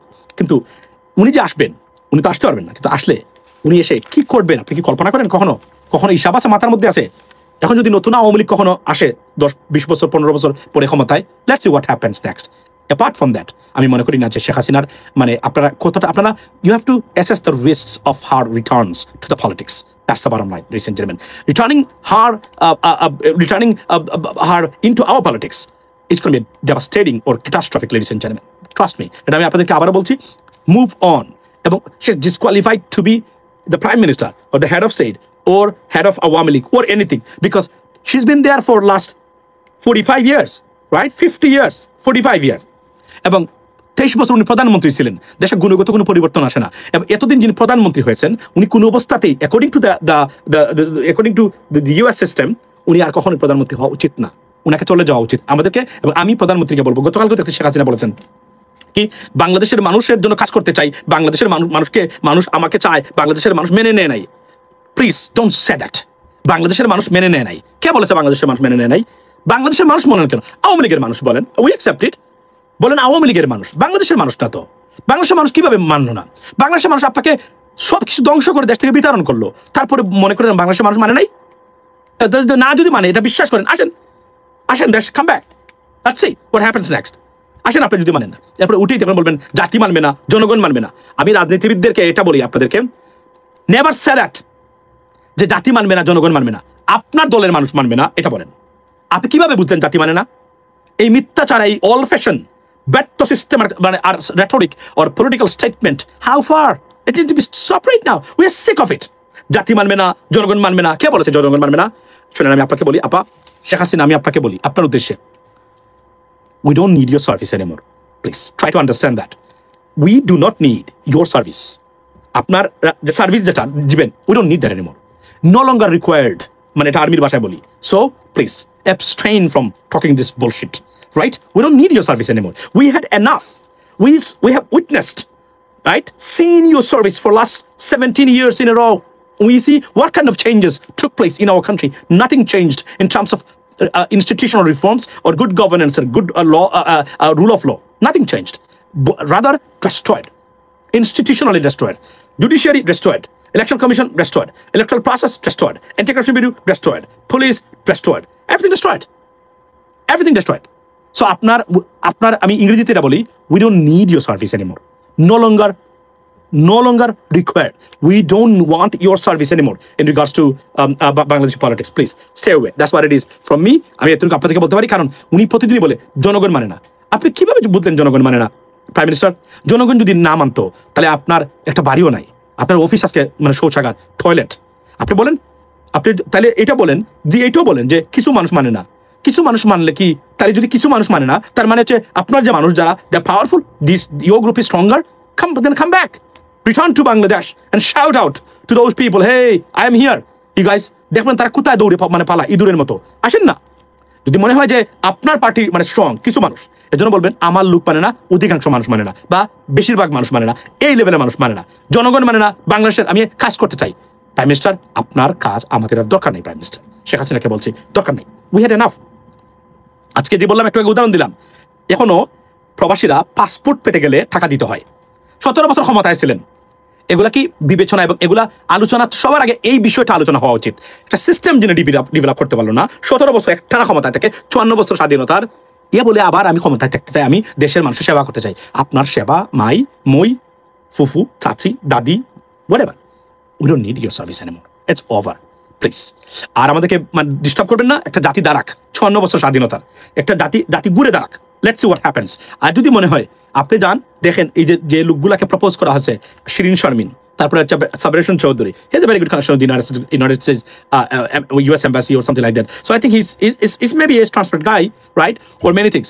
Go and let's see what happens next, right? কিন্তু আপনি যদি মনে করেন যে আপনার সারা কাজ হবে না, আপনাকে রাখতে হবে, this is not going to happen. আপনাকে পৃথিবীর সবচেয়ে তিক্ত সত্য যেটা শেখ হাসিনা, আপনাকে এটা মেনে নিতে হবে, আপনার দিন শেষ শুধু নয়, আপনার পারিবারিক ডাইনেস্টির দিনও শেষ। That's what happened. New Bangladesh, everything new. Rule of law, a democratic system. You are anti-democrats. Trust me. আপনি anti-democratic systems. আপনি শেখ হাসিনা, আপনি আসলে একদম স্বৈরাচার by gene, to be honest. এটা আমি বলতে বাধ্য হলাম। So stay away. It's over for you. You can try, but you'll be failed. Because এরপরে বলেন আপনি ছাত্রলীগ, কোন বিশ্ববিদ্যালয়ের জীবনে ছাত্রলীগ দেখবেন না আপনি, কেন জানেন? মানুষ, নতুন প্রজন্ম যারা, এরা দূর করে ক্ষমতা ছিলেন বলে দূর করে ছাত্রলীগ করাইতে, শুধু এরা থাকতে মানে শান্তি মতো থাকার জন্য, আর না হলে পাবেন না আপনার ছাত্রলীগের মতো সংগঠনে কোনো মানুষকে, বুঝছেন? আর আজকে আপনি দেখেছেন এই যে কি নাম তার, এই যে আসাদুজ্জামান খান কামাল, এই লোকের কি দেখেছেন চেহারা, দেখেছেন? এই লোকের চেহারা দেখলে মনে হয় যে আল্লাহ তাকে জীবদ্দশায় তাকে খুনের, কত বড় জানেন তো, যতটা খুন গুম হয়েছে শেখ হাসিনার পরের যে ব্যক্তি জানতো এগুলাতে জড়িত ছিল, তার নাম হচ্ছে আসাদুজ্জামান খান কামাল। এই লোককে আল্লাহ মানে দুনিয়াতে দেখে দিচ্ছেন, মানে তাকে যে আসলে খুনি, তার চেহারার ভিতরে সুস্পষ্টভাবে প্রমাণিত, এটা কখনো লুকাইতে পারবে না। আসসালামু আলাইকুম। দেশ কিংবা দেশের বাইরে যে যেখান থেকে বসে ভিডিওটি দেখছেন সবাইকে অনেক অনেক ধন্যবাদ এবং ভালোবাসা জানাচ্ছি। প্রিয় দর্শক, আশা করি পুরো ভিডিওটি দেখেছেন এবং বুঝতে পেরেছেন। অত্যন্ত সুন্দর আলোচনা করা হলো, জ্ঞানগর্ভ আলোচনা করা হলো। কেমন ছিল শেখ হাসিনা, আপনারা দেখতেই পারছেন যে শেখ হাসিনার বিচার অনিবার্য ছিল, তার বিচার আসলে করা বাধ্যতামূলক ছিল। তাকে ফাঁসির রায় দেওয়া হয়েছে, সারা বাংলাদেশের মানুষ খুশি হয়েছে। এখন কথা হচ্ছে তার যে ফাঁসির রায় তা কার্যকর হবে কবে, নাকি হবেই না। ঠিক তারেক রহমানকেও কিন্তু আসামি করেছিল শেখ হাসিনা, তিনি বিদেশেই বসে আছেন, তার কোনো কিছু একটা চুলও ছিঁড়তে পারেনি। শেখ হাসিনার কি একটা চুলও ছেঁড়া যাবে না, বা তাকে কি কোনোভাবে দেশে আনা যাবে না? বিশ্লেষণ যারা করেন, রাজনৈতিক টকশো যারা করেন, রাজনীতির বিশ্লেষক যারা, অভিজ্ঞ রাজনীতিবিদ যারা, তাদের কথাবার্তা আমরা শুনি, তাদের কথাগুলো শুনলেই বোঝা যায় যে কোনোভাবে আর শেখ হাসিনাকে আনা যাবে না, বিচার করাও সম্ভব নয়। শুধুমাত্র খাতা কলমে রায় হয়েছে, মুখে রায় হয়েছে, এই একটা অবস্থা। শেখ হাসিনা সহ শেখ হাসিনার যারা দোষর রয়েছে তাদেরকে ইতিমধ্যেই পালিয়ে যেতে সাহায্য করেছে বাংলাদেশেরই জনগণ, বাংলাদেশের উচ্চপদস্থ কর্মকর্তা কর্মচারীরা, দলীয় নেতাকর্মীরা সরাসরি জড়িত ছিল। এ নিয়ে বিশেষ প্রতিবেদনও আমরা দেখেছি নানাভাবে, এবং সাংবাদিক ইলিয়াস হোসেন ডক্টর কনক সরোয়ার, ডক্টর পিনাকি ভট্টাচার্য, তারা আসলে বারবার বলেছেন যে কারা এই হাসিনার দোষরদের পালাতে সাহায্য করছে, বা হাসিনা যে পালিয়ে গেল কারা তাকে সাহায্য করেছে বা কিভাবে সাহায্য করেছে। প্রিয় দর্শক, আমরা খুবই বলবো যে হতাশা যে শেখ হাসিনার বিচার হয়তো বাংলার মাটিতে হবে না, শুধুমাত্র রায় প্রকাশ পর্যন্ত শেষ অবস্থানে আমরা দেখতে পেলাম। প্রিয় দর্শক, কেমন লাগলো আজকের এই ভিডিওটি অবশ্যই কমেন্টে জানাবেন। সবাই ভালো থাকবেন, সুস্থ থাকবেন। ভিডিওটি শেষ করছি। আসসালামু আলাইকুম।